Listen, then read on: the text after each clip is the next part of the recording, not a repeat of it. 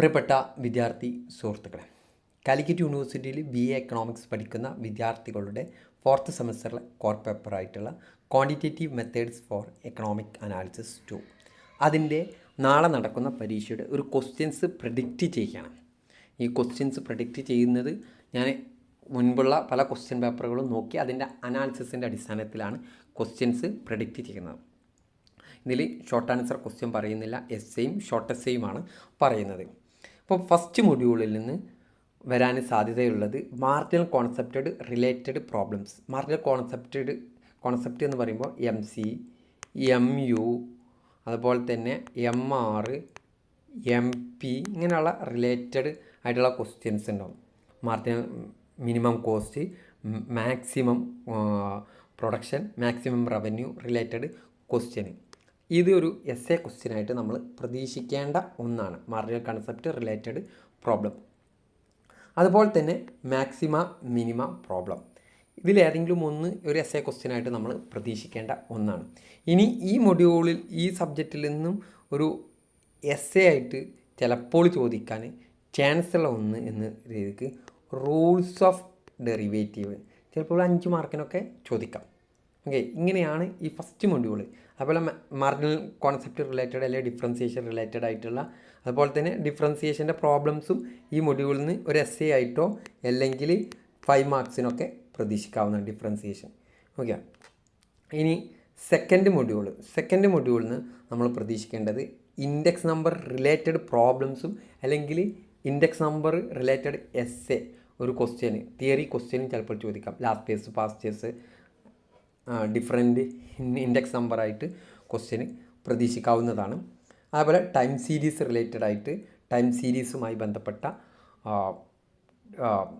വേരിയേഷനുകളുണ്ടല്ലോ, secular trend, അതുപോലെ തന്നെ seasonal variation, ഇത് റിലേറ്റഡ് ഒരു 5 ക്വസ്റ്റ്യന്, 5 മാർക്സിൻ്റെ ക്വസ്റ്റ്യന്.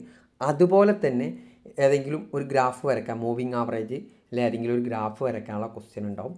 അതുപോലെ സ്പ്ലൈസിങ്ങോ ബേസ് ഷിഫ്റ്റിങ്ങോ വെച്ചിട്ട് ഒരു പ്രോബ്ലം സാധ്യതയുണ്ട്, അല്ലെങ്കിൽ തിയറി ആയിട്ടും സാധ്യതയുണ്ട്.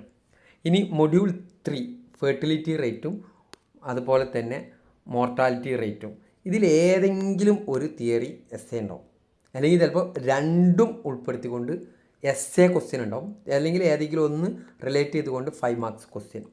Different fertility rate, different mortality rate, അതുപോലെ തന്നെ ഇതിൻ്റെ യൂസസ് റിലേറ്റഡ് ആയിട്ടുള്ള ഒരു ക്വസ്റ്റ്യൻ പ്രതീക്ഷിക്കാവുന്നതാണ്. അതുപോലെ ഇതിൽ നിന്ന് പ്രോബ്ലം ആയിട്ട് വരികയാണെങ്കിൽ GRR, NRR, crude birth rate, ഇങ്ങനെയൊക്കെ ഉള്ള ക്വസ്റ്റ്യൻ ആയിരിക്കും പ്രോബ്ലം ആയിട്ട് വരിക. ഇതാണ് തേർഡ് മൊഡ്യൂൾ. ഇനി ഫോർത്ത് മൊഡ്യൂൾ വളരെ നമുക്ക് ഒരിക്കലും പ്രെഡിക്റ്റ് ചെയ്യാൻ പറ്റില്ല. ആ സബ്ജക്റ്റിൻ്റെ പേര് തന്നെ പ്രോബബിലിറ്റി എന്നാണ്. അത് നമുക്ക് കൂടുതലായിട്ട് പ്രെഡിക്റ്റ് ചെയ്യാൻ സാധ്യമല്ല എന്നുള്ളത് നമ്മൾ മനസ്സിലാക്കേണ്ട ഒന്നാണ്. ഇതിൽ നമുക്ക് ചിലപ്പോൾ ഒരു സാമ്പിൾ സ്പേസ് ഒരു ചോദിച്ചുകൊണ്ടൊരു ക്വസ്റ്റ്യന് സാധ്യതയുണ്ട്. സാമ്പിൾ സ്പേസ്, ഒരു കോയിൻ 3 വട്ടം ടോസ് ചെയ്യുക, അല്ലെങ്കിൽ 2 വട്ടം ഒരു ഡൈ ടോസ് ചെയ്താൽ അതിൻ്റെ സാമ്പിൾ സ്പേസ് ചെയ്താണ് ചോദിക്കാം. അതുപോലെ ഇതിൽ നിന്ന് ഡിഫറെൻറ്റ് തിയറീസ് വെച്ചാണ്ട് ഒരു തിയറി ക്വസ്റ്റ്യന് ചോദിക്കാം. അതിൽ classical theory, subjective approach, axiomatic theory, empirical approach, conditional probability, ഇതൊക്കെ വെച്ചിട്ട് അത് അഡീഷണൽ തിയറം, ഇതൊക്കെ വെച്ചിട്ട് എഴുതാൻ കഴിയുന്നതാണ്. പിന്നെ ഇതിൽ നിന്ന് ചെറിയ ചെറിയ പ്രോബ്ലംസ്, പ്രോബബിലിറ്റി ബേസ്ഡ് പ്രോബ്ലംസാണ് ഇതിൽ നിന്ന് നമ്മൾ പ്രതീക്ഷിക്കേണ്ടത്. ഇത്ര കാര്യങ്ങളാണ് ഇതുമായി ബന്ധപ്പെട്ട് നിങ്ങളുമായി പങ്കുവെക്കാനുള്ളത്. Okay, thank you.